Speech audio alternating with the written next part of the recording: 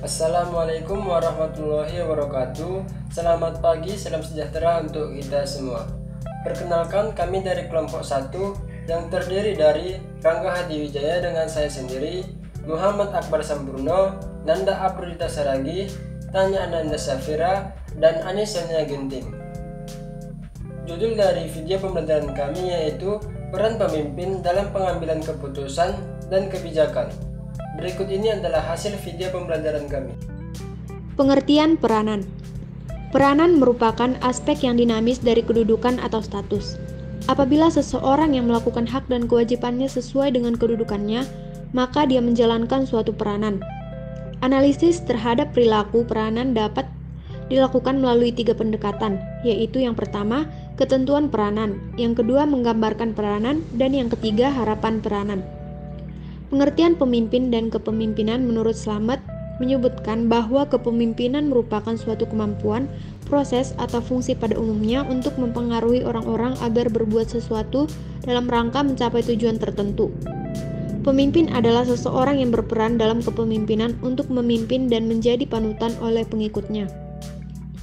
Definisi organisasi. Organisasi adalah penyusunan dan pengaturan bagian-bagian hingga menjadi suatu kesatuan, susunan dan aturan dari berbagai bagian sehingga merupakan kesatuan yang teratur, gabungan kerjasama untuk mencapai tujuan tertentu. Kepemimpinan dalam organisasi. Kepemimpinan dalam organisasi mencakup segala aspek yang di dalamnya terdapat peran dari pemimpin dan sikap kepemimpinan yang harus dimiliki untuk mengatur organisasi tersebut. Kepemimpinan tentu saja sangat penting bagi jalannya organisasi, karena jika sebuah organisasi berjalan tanpa adanya unsur kepemimpinan yang baik dari anggotanya, juga dari pemimpin organisasinya, maka setiap masalah yang muncul dalam berjalannya organisasi tersebut akan sulit untuk diselesaikan secara cepat dan efisien, yang mengakibatkan tujuan adanya organisasi tersebut terhambat dan kepuasan dari tercapainya tujuan tersebut persentasenya sangatlah rendah. Karakteristik pemimpin sukses terdiri dari yang pertama itu cerdas, yang kedua terampil secara konseptual, yang ketiga kreatif, yang keempat diplomatis dan taktis, yang kelima lancar berbicara, yang keenam memiliki pengetahuan tentang tugas kelompok, yang ketujuh persuasif, yang kedelapan memiliki keterampilan sosial. Peranan pemimpin kelompok. Seorang pemimpin harus dapat melakukan sesuatu bagi anggotanya sesuai dengan jenis kelompok yang dipimpinnya. Ada beberapa hal yang perlu dilakukan oleh pemimpin untuk dapat mendinamiskan kelompok, yaitu yang pertama, mengidentifikasi dan menganalisis kelompok beserta tujuannya. Yang kedua, membangun struktur kelompok. Yang ketiga, inisiatif. Yang keempat, usaha pencapaian tujuan. Yang kelima, mempermudah komunikasi dalam kelompok. Yang keenam, mempersatukan anggota kelompok. Dan yang ketujuh, mengimplementasikan filosofi. Menurut Convey dalam Chris Yuliani H. 2002, ada 3 peranan pemimpin dalam kelompok atau organisasi, antara lain pencarian alur, mengandung sistem nilai dan visi dengan kebutuhan pelanggan melalui suatu perencanaan strategis yang disebut jalur strategi. Yang kedua, upaya memastikan bahwa struktur, sistem, dan operasional organisasi memberi dukungan pada pencapaian visi dan misi dalam memenuhi kebutuhan pelanggan dan pemegang saham lain yang terlibat. Yang ketiga, pemberdayaan, suatu semangat yang digerakkan dalam diri orang-orang yang mengungkapkan bakat, kecerdikan, dan kreativitas laten untuk mampu mengerjakan apapun dan konsisten dengan prinsip-prinsip yang disepakati untuk mencapai nilai, visi, dan misi bersama dalam melayani kebutuhan pelanggan dan pemegang saham lain yang terlibat. Peran pemimpin kelompok yang sangat perlu dilaksanakan oleh seorang pemimpin kelompok yaitu yang pertama, membantu kelompok dalam mencapai tujuan. Yang kedua, memungkinkan para anggota memenuhi kebutuhan. Yang ketiga, mewujudkan nilai kelompok. Yang keempat, merupakan pilihan para anggota kelompok untuk mewakili pendapat mereka dalam interaksi dengan pemimpin kelompok lain. Dan yang kelima, merupakan seorang fasilitator yang dapat menyelesaikan konflik kelompok.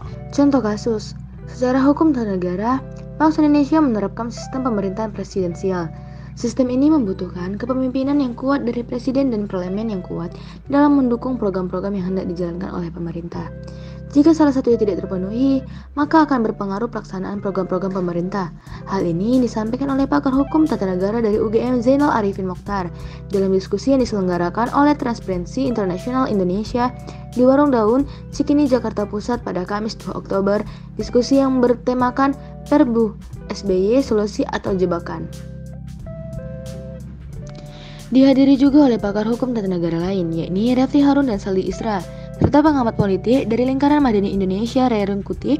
Diskusi ini dipandu oleh pengamat dari LIPI Jaleswari Pramoda Wardani. Dalam konteks sistem presidensial di Indonesia sangat dibutuhkan kepemimpinan yang kuat dan parlemen yang kuat. Jika tidak dipenuhi, salah satunya kita akan menderita penyakit seperti yang kita alami di era pemerintahan SBY atau di masa transisi ke Jokowi atau pemerintahan Jokowi nanti, ujar Zainal Arifin. Zainal mengungkapkan bahwa dalam pemerintahan SBY, parlemen yang kuat, namun kepemimpinan dari SBY lemah. Hal ini mengakibatkan SBY tersendara oleh kepentingan parlemen dibandingkan kepentingan rakyat. Padahal SBY dipilih oleh hampir 60% penduduk Indonesia. SBY membangun parlemen yang kuat dengan koalisasi yang gemuk. Namun pemerintah juga toh tidak berjalan, tetapi dipenuhi transaksi kepentingan partai, strukturnya menurutnya. Hal ini akan berbeda dengan pemerintahan Jokowi yang akan datang. Zainal menilai Jokowi memiliki jiwa kepemimpinan yang kuat untuk menjalankan roda pemerintahan dalam sistem presidensial. Namun Jokowi belum memiliki parlemen yang kuat.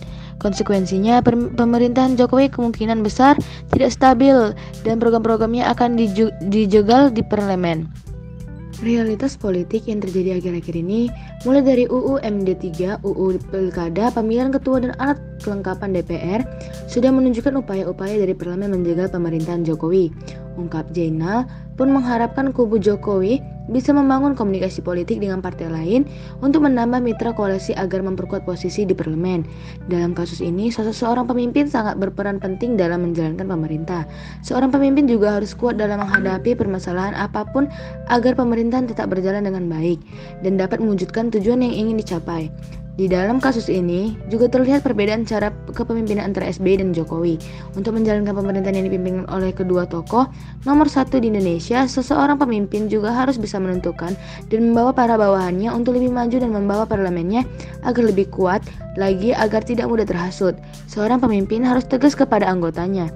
Jika kepemimpinan dalam organisasi tersebut memiliki sifat yang lemah dan mudah terhasut, maka anggota yang berbuat salah tersebut akan diberikan sanksi yang tidak sepadan dengan perbuatan yang sudah mencoreng nama baik partai atau organisasi tersebut.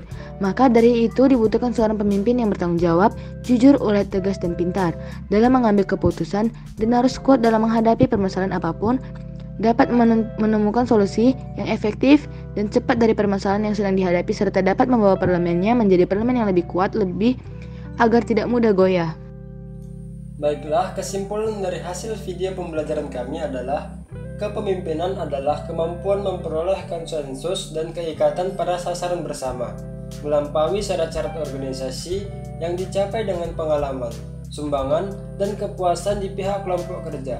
Sedangkan organisasi itu pasti mengandung unsur individu yang berkumpul dalam sebuah kelompok yang memiliki tujuan tertentu, memiliki aturan tertentu sesuai dengan kebutuhan organisasi tersebut, dan di dalamnya terdapat susunan kepemimpinan untuk mengatur jalannya organisasi tersebut agar berjalan dengan baik. Kepemimpinan tentu saja sangat penting bagi jalannya organisasi, karena jika sebuah organisasi berjalan tanpa adanya unsur kepemimpinan yang baik dari anggotanya, juga dari pemimpin organisasinya, maka setiap masalah yang muncul dalam berjalannya organisasi tersebut akan sulit untuk diselesaikan secara cepat dan efisien, yang mengakibatkan tujuan dari adanya organisasi tersebut terhambat dan kepuasan dari tercapainya tujuan tersebut presentasinya akan sangat rendah. Seorang pemimpin harus memiliki keahlian dan kemampuan sosial agar menjadi seorang pemimpin yang baik dan bertanggung jawab, serta seorang pemimpin harus benar-benar dapat melaksanakan tanggung jawabnya, melakukan kontrol dan pengendalian agar tujuan dalam organisasi tersebut dapat tercapai.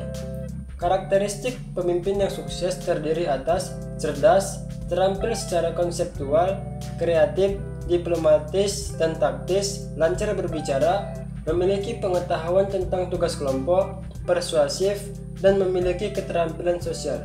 Sekian, terima kasih. Sekian hasil dari video pembelajaran kami. Jika terdapat kekurangan atau kesalahan kata, kami mohon maaf. Kami tutup dengan wabillahi taufiq wal hidayah. Wassalamualaikum warahmatullahi wabarakatuh. Selamat pagi.